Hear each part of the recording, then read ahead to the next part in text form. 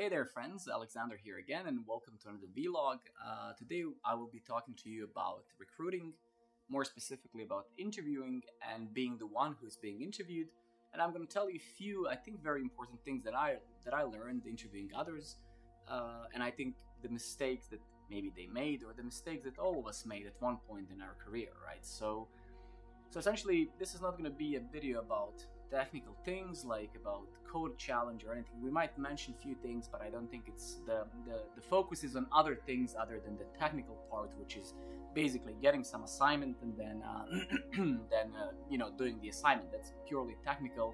So this is going to be, I think, on a bit more soft skill type of stuff, right? So first tip that I have for you today is about being careful about the questions that you don't ask. So essentially, in many interviews that you've been at so far, I assume, or that you will attend, maybe you're a junior and you've never been there and that's why you're watching this video, an interviewer is going to ask you a question, do you have any question for us, right? Now, this is incredibly important thing to pay attention to, because I don't want you to feel pressured to ask something, but if you don't ask anything, or if you don't ask the sufficient questions, that reveals indirectly 50% of the things at least for the interviewer. So for example, if I interview you and you don't ask me about, okay, how do you guys deploy your code? How do you work cross team? What is your Git strategy, etc., etc., etc.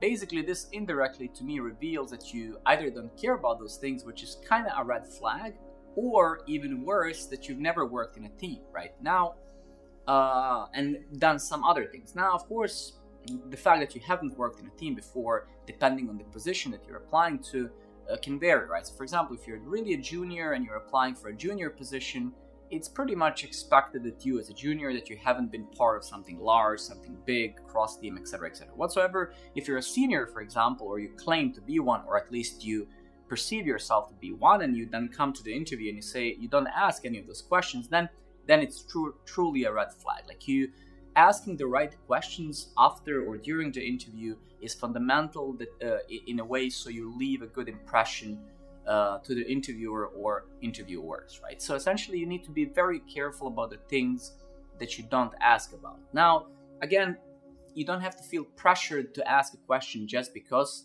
but that's exactly why it's important to figure out what it is that you want to get out of the interview for yourself. Because, for example, of course, the primary thing that you want when you apply somewhere is to get a job, clearly, right? But if you're not in despair, if you're not just like, dying to get a job, if you have few options, then you need to ask the most fundamental questions, right? You want to know, hey, where am I going to be working?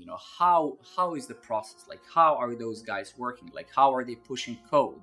How is the process of writing my code to releasing it out there? Are they using continuous integration or deployment? What are the release cycles like?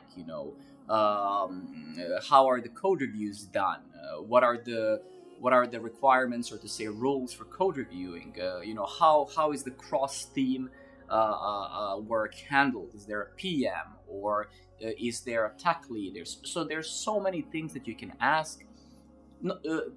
Do two things, right? Number one, you appear more experienced even if you're not. And then, of course, second, you appear to be caring, right? You appear to know that the processes are important. You appear to understand that, you want to understand how you work, because maybe eventually you also want to contribute to that process, you want to improve it, etc., etc., etc. So my first point is, please be incredibly careful about the questions that you don't ask. So some of those thoughts that I gave you are actually something that you definitely want to ask about, right? Of course, there are many other things that you can ask about, and that's why it's important to think about those things before you go into an interview. Of course, I'm not saying, even though you could, I'm not saying that you should, write those things down necessarily and learn them by heart. Again, if you have a hard time focusing during an interview, if you're stressed and stuff, then I would actually advise you to do that. But again, you have to ask those things, because you will appear then, to be experienced, to know that, that those things exist, etc., etc., etc. And also, you're going to show interest into the company. They will see that you're actually asking questions which are relevant, which would be relevant for your everyday work, right? All right, great. So that's point one.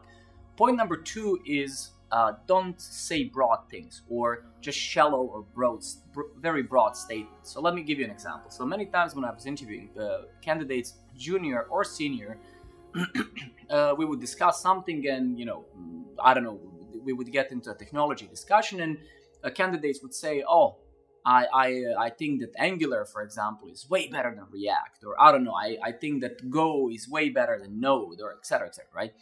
The biggest problem with those types of broad statements is that you have to remember, every single statement you make can be next interviewer's question. So if you say something that I know up front that you will not be able to give an elaborative answer on, you have already kind of defeated yourself, right? So for example, what I do in those circumstances, I say, "Oh wow, really? Okay, so why is, for example, React or Angular or Go or anything, why is it better, right?" And then this is where kind of people start losing themselves, because they can't really elaborate this, or they cannot prove the point.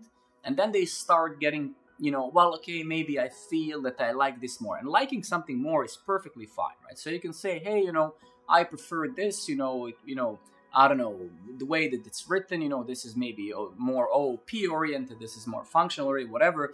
So you need to be careful how you articulate your thoughts and how you share things, because you can say things in a way that you appear completely incompetent, simply by saying things that can be turned into questions, and then those questions you can't answer, nobody can answer them, because you cannot be making such broad assumptions or broad statements, right?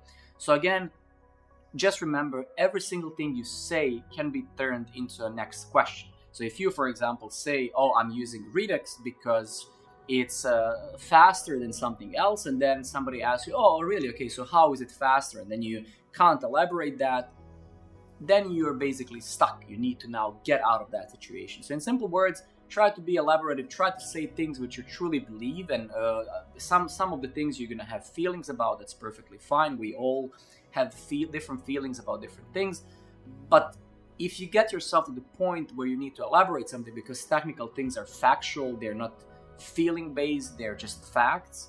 So if you cannot say that you feel that 3 + 2 is 8, right? Because that's not how it works. So be careful what you say, and it's also completely fine to say that I don't know. So for example, maybe this is the same point, or maybe point number 3, but keep in mind that saying "I don't know" in an interview and being elaborative about it, trying to get the help from the interviewer, is also incredibly beneficial. So for example, if I ask you something and you try to get your way out of it by getting stressed and by thinking that you have to know something, no, you don't have to know everything, and you will never know everything, and that's what interviews are also made for. So all of those, if we go back to the point 1 and then the point 2, and now what we're talking about now, all of those things are there not just to assume or expect from you that you have to know everything. It's to just focus on several psychological aspects of you, and to figure out how do you react to specific things, right? So for example, how does Alex react when he doesn't know something?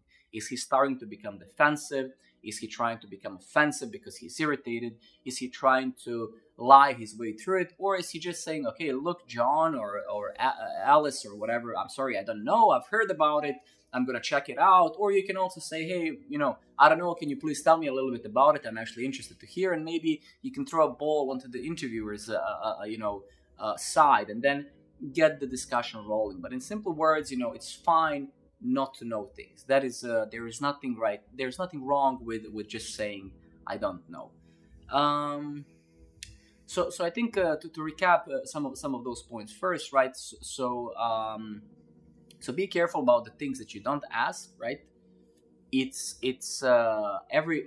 every statement of yours, every answer can be turned into a question, right? And it's actually completely fine to say no about something that you don't know about, right? So "I don't know." It's completely fine to say "I don't know."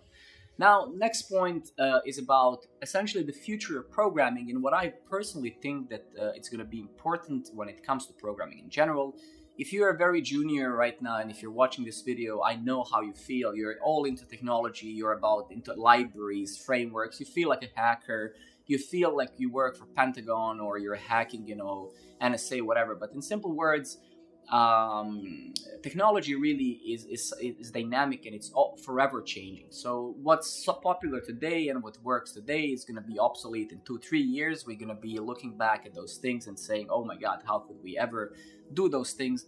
But things like this, the soft skills, the communication skills, the critical thinking skills, the product oriented skills, they're never gonna become redundant or replaced. So I guess what I'm trying to say here is focus on your focus on all of those things. Focus on being articulated. Focus on being elaborative. Focus on the skills that make you a good person to talk to, right? So when you go into interviews, right, what I personally care the most about is not that if person did all the perfect challenge related things, because if they don't know what some API does, if they don't know how some hook works, if they don't know what some API stuff is supposed to do, I can sit with that person for 1 day and they will learn that. It's not rocket science. But what I can't do with a person in 1 day is I can't teach them to talk. I can't teach them to listen. I can't teach them to be kind and humble and honest.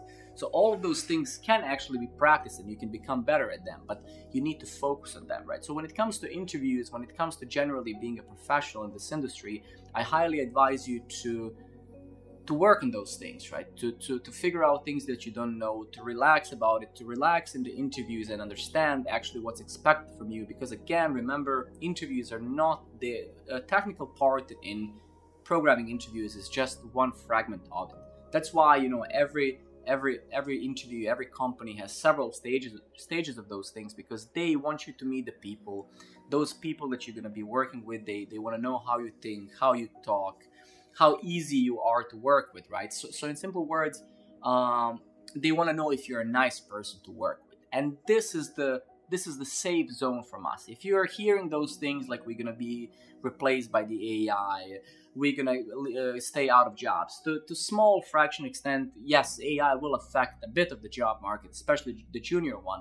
But what the AI will not affect is exactly this: you being a person that's nice to work with, being a person that's just a pleasure to listen to talk to, etc., etc., etc. So try to bring all of this stuff into an interview. Try to be who you are. Try to be natural. Try to say I don't know when you don't know. Ask about things that you should be knowing about anyway, even if you're not interested, even if you don't know about those concepts. You know, ask, who am I going to be working with? How are you guys working? How is the company doing? You know, oh, you raised funding of X amount of million. Okay, cool. So how does the plan look like for the next couple of years? Are you going to hire? You know, are you guys hiring? How many people are you hiring? How are you going to scale? So ask about the business, show the interest, because the new era of developers is going to be product-driven, purely product-driven developers. The AI is slowly but surely going to be writing a lot of our code. You're going to need to have some system design knowledge to just figure out where to put what. But the focus is really shifting towards, you know, us being more on the whiteboard, in workshops, figuring out what is it that we want to build. How are we thinking to provide a value for the customer? And then, you know, a lot of those AI tools and a lot of other tools are going to help us to very quickly assemble the software itself, right? So I think those are the main points that I wanted to make. In simple words, try not to put yourself in uncomfortable positions in the interview by saying things that you can't give an answer to. Try to focus on asking the right questions, and you should research those types of things, because you, again, have to know about those things, right? So don't just say, oh, I have nothing to ask, because that instantly you have put yourself on a very bottom list of all of the other candidates. So if you don't ask anything, you have already degraded yourself completely down, right? So I think that kind of rounds up this very short video. It's, as always, this is something I share on top of my mind, something out of my experience. So this is not like I haven't prepared any script or anything like that. So anyway, if you have any questions, if you care to know more about this subject, let me know. Subscribe to my YouTube channel, check out my Twitch stream, sign up at programmer.network, and I hope this was helpful. I hope you enjoyed this video, and yeah, I hope to see you guys in the next week's video. Have a great one, guys, and I'll see you next time. Peace out. Cheers.